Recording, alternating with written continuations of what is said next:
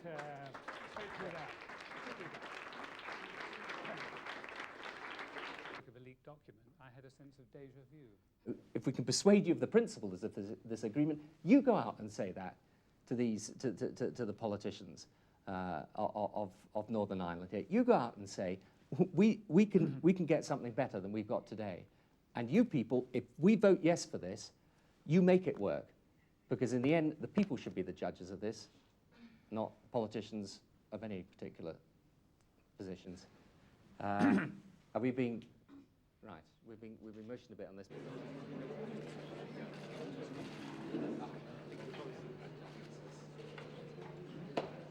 Right, guys. Well, I hope very much, obviously, from what I've been saying, that it's a resounding yes vote.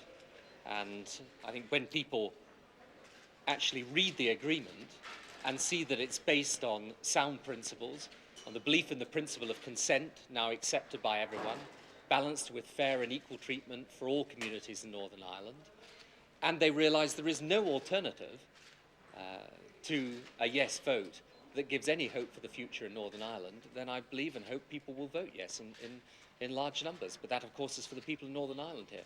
Gentlemen. Well, I hope so too. I just don't know quite where one goes if there's a no vote.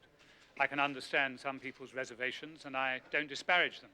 But I think if there's a no vote, we get knocked back quite a long way. So I very much hope there'll be a yes vote, and the bigger the better.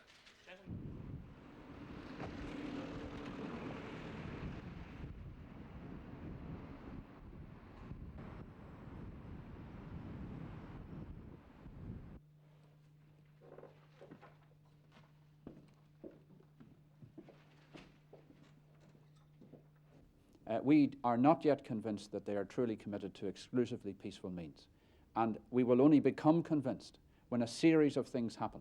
First of all, they have to indicate that the war is over.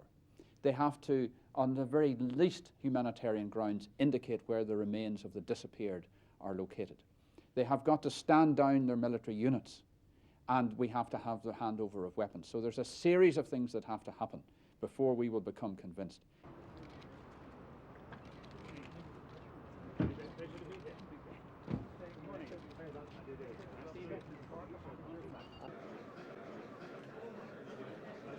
It's not a decision for the politicians.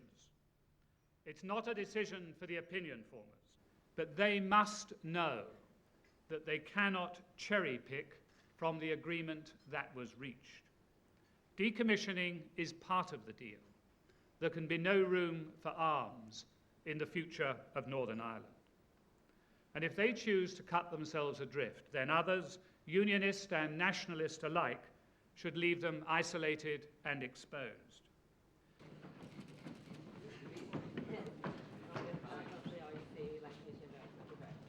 Thank you.